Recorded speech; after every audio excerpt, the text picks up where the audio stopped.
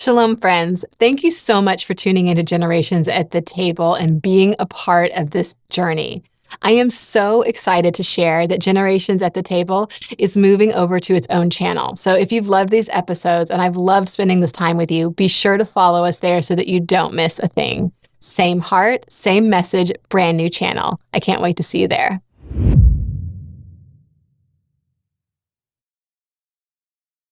Can you look back and see, oh, that was a painful season. That was a moment of imprisonment. That was a pit moment. That was a moment where I felt betrayed by my brothers, my family.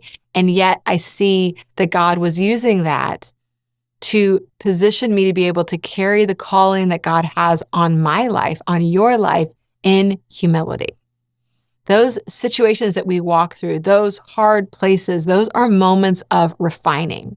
And we get to choose. Are we going to be refined to be better leaders? Are we going to be refined to be better mothers, better fathers, better friends, better family? Or are we going to allow this to make us bitter? Because see, Joseph's life shows us the legacy, the possibility of choice. Hey, this is Megann Marcellino, and I want to welcome you back to Generations at the Table. Thank you so much for pulling up a seat. Today, I want to talk to you about the life and legacy of Joseph and how he was positioned for purpose and how God is positioning you and I for purpose. So I have a special connection to the name of Joseph. I love it because, as many of you know, my dad, Kurt Landry, he was adopted, and his given name at birth was Joseph, and he actually would have been the third. And so when we had our first son, I asked Paul, my husband, I said, can we please name him Joseph? Because I wanted to bring that back into our family line. And not only just the name, but the significance of it and the calling behind it and kind of what it meant, like that we're going to take hold of all the purpose that God has for our family, that the men in our family are going to rise up and we are going to walk out that Joseph calling. And so there's a lot that can be learned from Joseph. And it's not just like from the beginning of his dream to the time in Egypt, but how he stewarded his call and how he walked through seasons. And so what I want to talk to you today is about those seasons where we are perhaps feeling hidden, or perhaps we're feeling forgotten, or maybe you're feeling like your gift is not being utilized. We can learn so much from his story as men, as women. Like it is an evergreen story. It is non-changing, and there's just so much to learn. But what can we glean from it, and not only just like hear it and then apply it to our life? So here's what I want to challenge you today. Please listen to this story with me with fresh ears, because I'm sure you've heard it many times. Maybe you've heard the story of Joseph, from your pastor, or read it in your Bible. I mean, you got to be familiar. But the point is, when we listen to it in season, no matter where we are, you're going to see something new. You're going to glean something fresh. You're going to say, oh, this is for me today.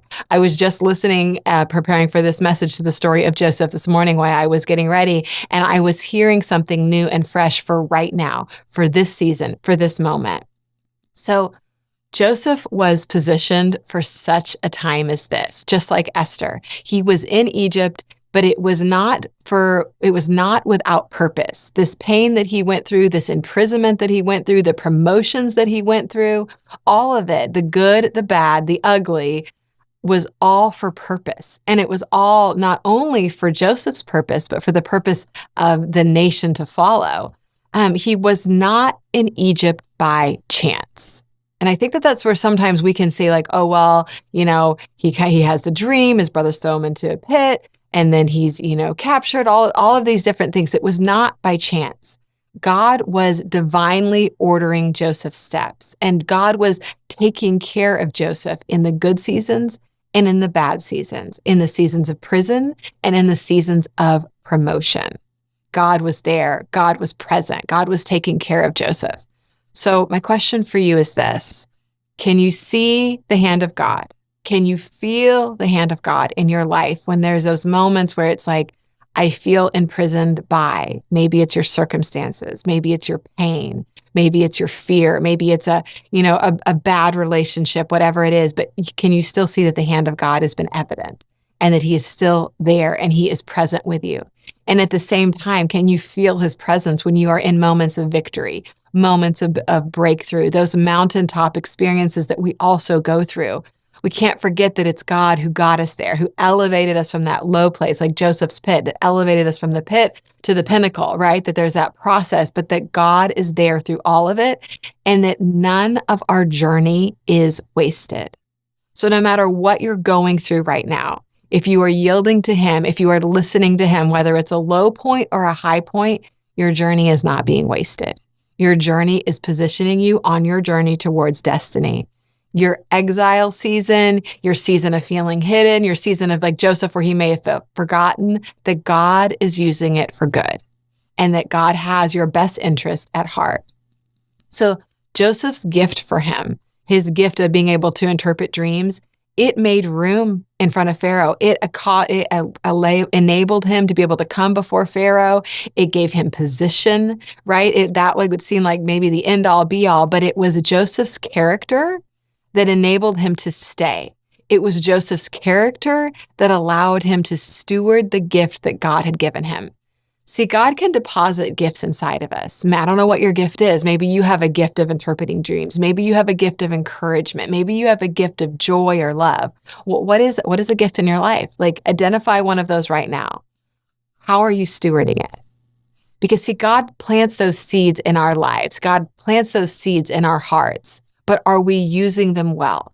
Are we using them for ourselves just to further our own dreams and aspirations? Or are we using them to further God's kingdom? So Joseph's ability to interpret dreams was just the door opener.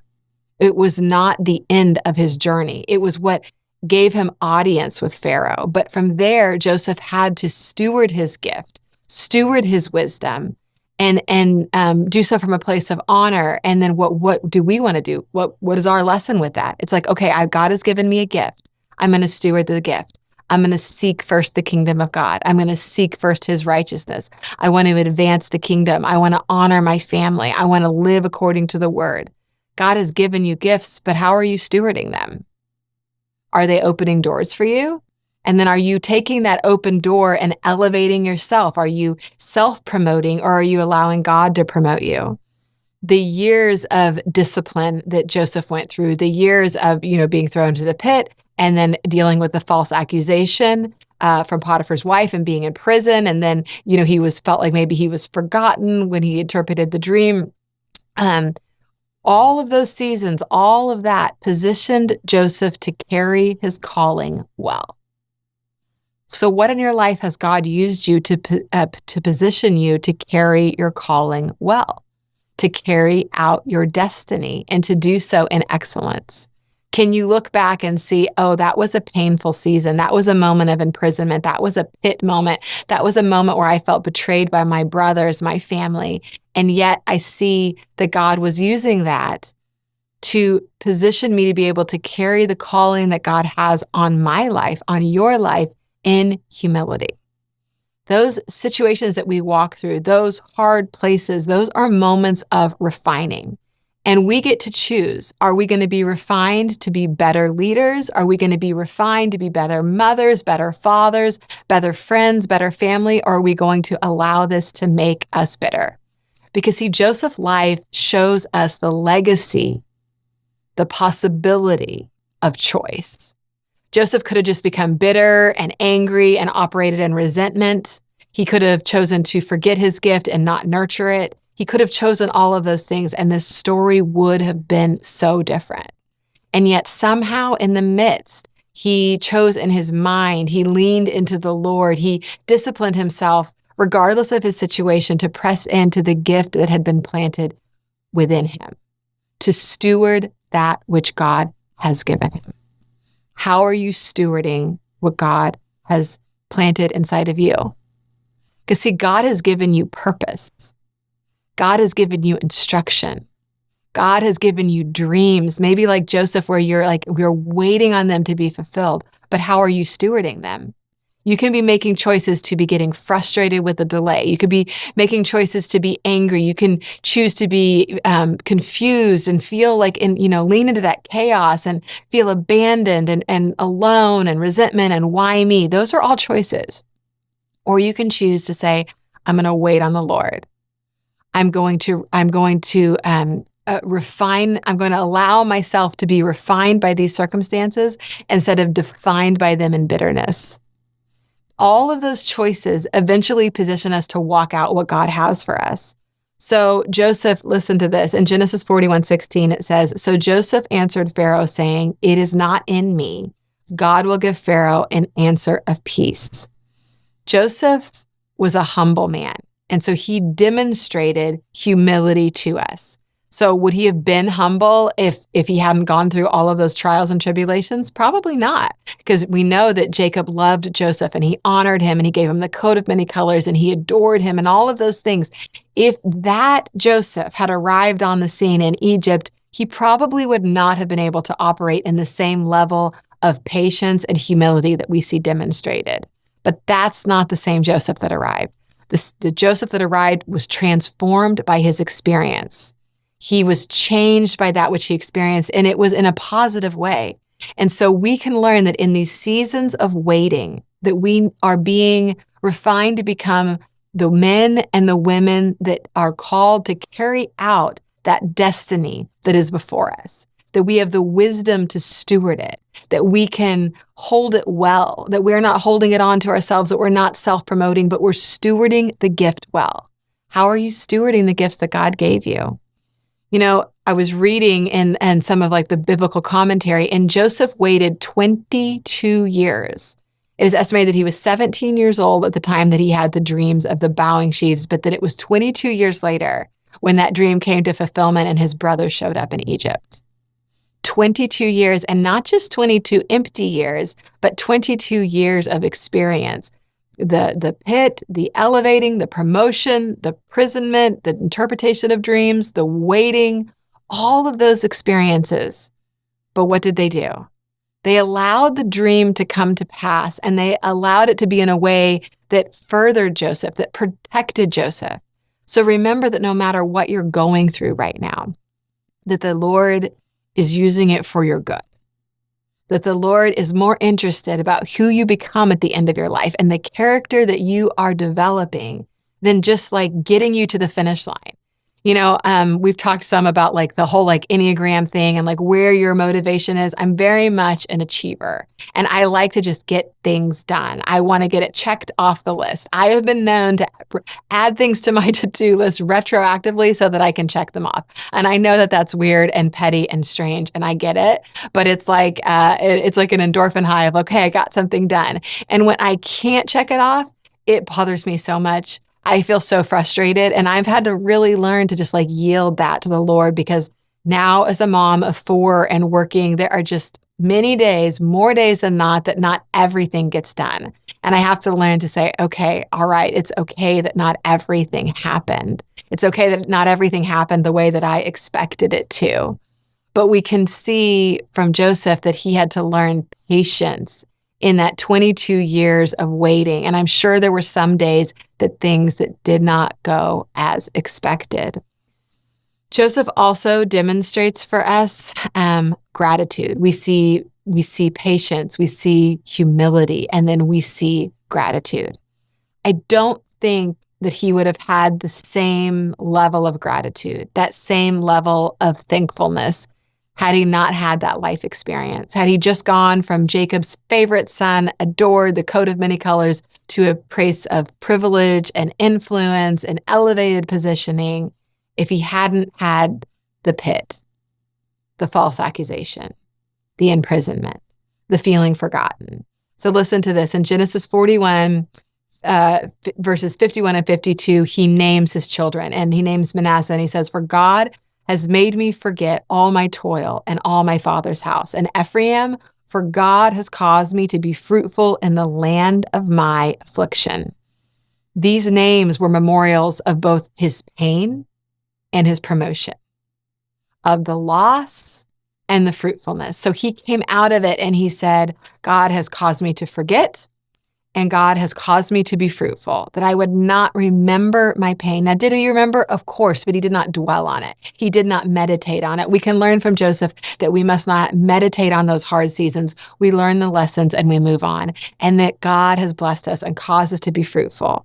So his gratitude was not just an afterthought. It was very much part of how he stewarded his gifting. I think if he had appeared in front of Pharaoh Pharaoh and Potiphar and all of these situations, if he had appeared and he came in arrogance and he came in feeling ungrateful and he came in, with like that negative experience, there's no way that he would have been elevated to a place where he was a ruler in Egypt. But he came in wisdom. He came in humility. He came in patience, and he came in from a place of gratitude. And it was those areas in his life, I think, that probably allowed him to shine in excellence. And it was like, this is what's going to elevate you. So how you name your seasons matter. If you look back and you say, man, that was a season of bitterness. That was a season of loss. That was a season of not enough. That was a season of lack. That was a season of pain and affliction. That was a season I was forgotten. Or do you name it, that was a season where I was refined, and now I am carrying that into my future and I am unlocking kingdom destinies. That is a season where I went through fear, but I saw how God was faithful, and now I am a woman of faith. That it was a challenging season with my child, or that was a season that refined me as a parent, and now I can lead in my home better. This was a really hard place in my marriage, or that was a place where we learned some really powerful lessons and we are better for it. You don't have to forget fully the pain of what you went through, but you do need to be able to look back at those situations and see how the Lord used them for your good. How you label your season matters on if you view it strictly from a lens of bitterness, resentment, anger, frustration, or if you can see the good, how God brought you through. How has God brought you through? How has God brought you through those hard times where you felt like I cannot put one foot in front of the other? I do not have the provision. I don't have the bandwidth. I am exhausted. I think that's one thing that's so incredibly beautiful about the rhythm of Sabbath in our life is that we can, go through the week and we can just be absolutely exhausted, and we can feel like there's not any more. There's not more of me that can go around. I'm at my bandwidth. I'm done. I'm spent. And God says, come to me and rest. So if you are finding yourself in that season and you're like, I am so exhausted, I would ask you, are you truly resting? Are you honoring the Lord with your Sabbath?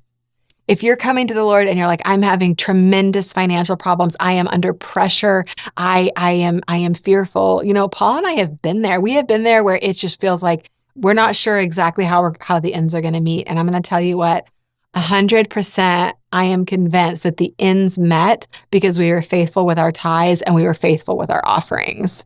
And that those are literally items that we are going to do every week, every month, however you look at that. And every time that the Lord commands us to give at the feast, offers us an opportunity to give, we're going to give. And sometimes it's like, I don't understand how that's going to be. Well, God has given us the ability to give, to put seed in the ground so that when we had need, that harvest would come forth.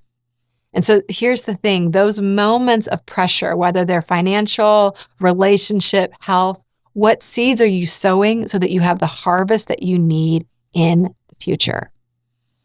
I had a friend once say to me something about kind of their current religious experience and what they were going through. And yeah, this was just easy. And it's easy to go to church on Sunday, and it's easy to do this, and it's easy. But then when they went through a hard place, my question was, well, is the easy carrying you through?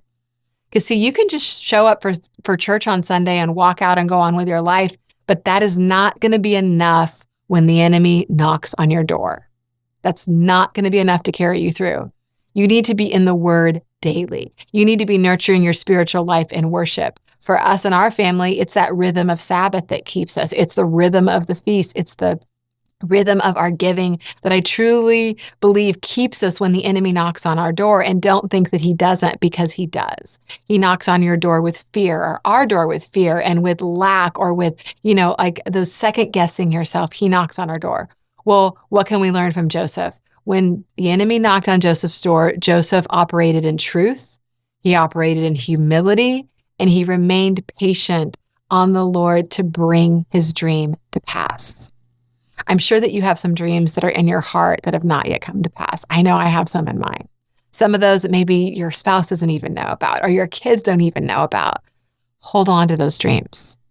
But what are you doing to steward them to come to pass? How are you stewarding your character to carry them? Because see that the Joseph that was receiving the honor, the Joseph that was being bowed down to, he had to be refined. And that journey became necessary to position him for who he was going to be, to steward that calling. That Joseph couldn't have been a man of arrogance. He could not have been a man that was flippant. He had to be a serious steward of the gifts and calling that God had placed on his life. So my question for you is, if God has given you a dream, what are you doing to transform to become the person that can carry that dream? What are you doing to become that steward? Stewardship precedes provision. God puts inside of us what we need to be able to carry that dream out, but it happens before, right? That seed is planted, but it is our job to steward it. Genesis 41, 53 through 57, that's what I would really encourage you to read, but a paraphrase or a shorter version of this is, then the 7 years of plenty, which were in the land of Egypt, ended, and the 7 years of famine began to come. As Joseph had said, the famine was in all the lands, but in all the land of Egypt, there was bread. See, Joseph's ability to steward his own calling and destiny fed the nations.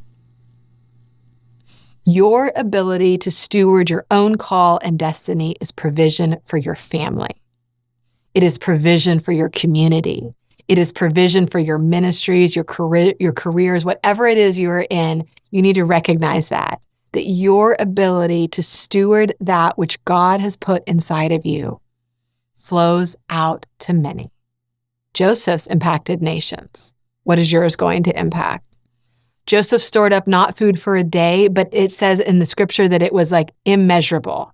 You think at some point during that, those 7 years, maybe on year like 4, he's like, I bet we can stop. No, Joseph kept on. Why? Because Joseph believed the dream, believed that God was speaking. It was that same faith that allowed him that 22 years from the dream to come to pass. So when he heard the dream that was presented to him, he said, we have 7 years, and he acted on it.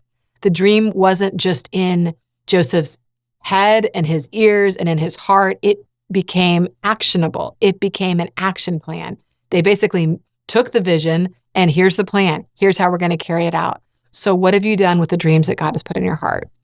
Are you just sitting on them? Because there are seasons like that, right? It says that like Mary pondered. There are seasons of pondering. I believe that there's seasons on just waiting.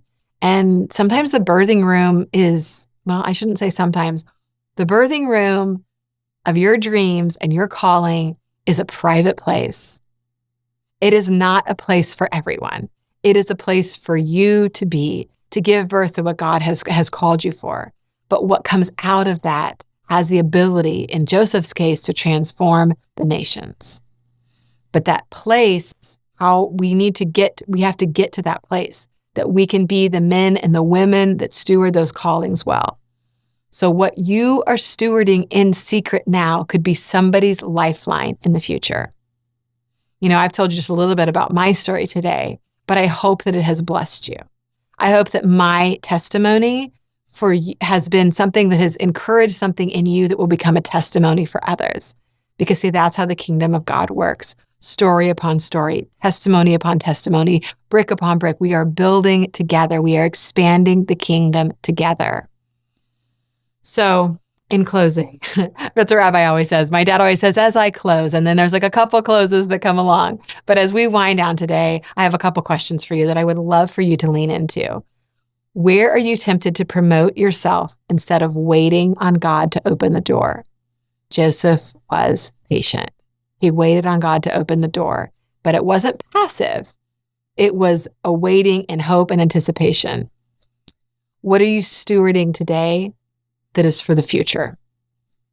What is it? Can you identify it? Can you feel that inner, you need to be able to name it and say, okay, I am stewarding this gift and I know it's for the future. And have you allowed your waiting time to become a place of bitterness, resentment, or even just passive instead of actively waiting on the Lord. When we're actively waiting on the Lord, we're doing so from a place of hope and joy. We're staying in the Word. We're writing the vision. We're making it plain. We're waiting on the Lord, but it's not just like, I'm not doing nothing. Look at it this way. If God called you to run a marathon, you could sit in your chair and say, okay, let me know when the marathon is. No, you got to train to run the marathon. You got to start little by little, day upon day, discipline upon discipline. If God has put a dream in your heart, how are you running towards it? And remember that this life is truly a marathon, that it is not a sprint, that it is day by day, and it is those disciplines that you follow.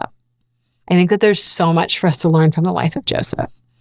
But for us today, right now, in the modern, my encouragement to you would be this: walk in patience.